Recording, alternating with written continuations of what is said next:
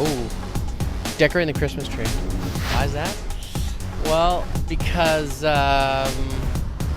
my grandfather wound up under it a few times, and so did my mother, I think, while the decorating was happening. This is my jacket. It's one of my BC Lions jackets, and it's one of my favorite jackets because, I don't know if you can see this, it has all the Grey Cups that the BC Lions have won. And well, this is the one that I won with the Lions. I'm excited about it. But when I see this jacket, it's sort of a throwback, a vintage jacket, and I look at this jacket and it immediately reminds me of, well, history and tradition that not only that the BC Lions have, but, you know, the CFL as a whole. Tradition, history, words that we hold in pretty much high esteem here in Canada. Well, as I begin to look at this jacket and this, you know, these significant markers in people's life, I begin to think about my history and some of the traditions that I have and how important it is for me to realize and for you to realize that all of us, well, we're just a part of, I guess, a continuum. You know, we're standing on the shoulders of giants. We're achieving because somebody else laid the foundation. You know, we're a part of history, and at the same time, we're making history. And as important as you may think you are, which you are very important, but we're all just a small little part of history. You know, I learned this lesson a couple of years ago. It hit me like a ton of bricks because I won my first Grey Cup in 2002 with Montreal. And when you win the Grey Cup, they give you the Grey Cup for a day if you won it.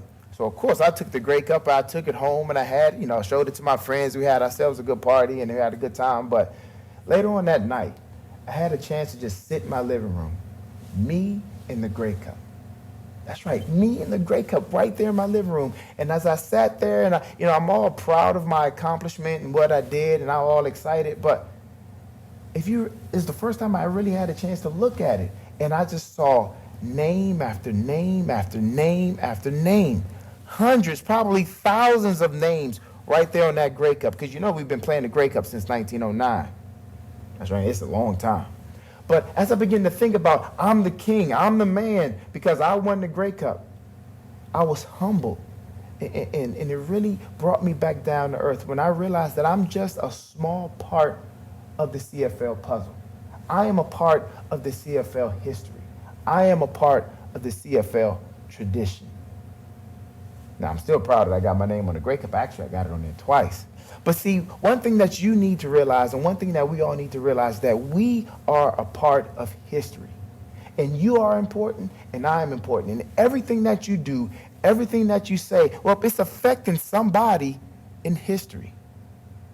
You need to realize that. So when you wake up in the morning and you're getting your day started and you're ready to roll, and just understand one thing, everything you do today or everything that you do tomorrow is a part of history. Let's make it significant. Make it significant. And I'm not saying you got to go out and save the world every single day. I'm not saying you have to conquer world hunger every single day. But whatever you do, whether it's with your kids or at your job or whatever you do, make yourself a part of history. Maybe you get a jacket for it or something, you know? Man, this is my favorite jacket. Now, Laura Lynn, whether you know it or admit it or not, you know, we're all standing on the shoulders of some giant in the past. Mm-hmm. You know that? Yes. People who've made a difference to us. Whose shoulders are you standing on?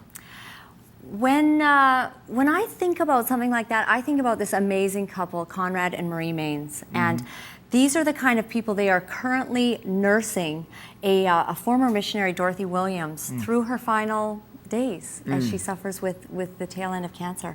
They have opened their home over time to thousands of people. Wow. These are the kind of people that that serve rather than always take. So this is you're on their shoulders. I've become exactly like them, and working. Well, not exactly. How so? I barely serve others. How are you serving the it's just that they inspire me to be a better person. And when I think of people like them, I go, I want to be like them. And so when you have all, you know, the troubled kids living in your house and whatnot, that's your way of helping. I have some young kids who, you know, been a little bit wayward. Right, and I'll put it all together. Now, what about you? Whose giant head do you stand on?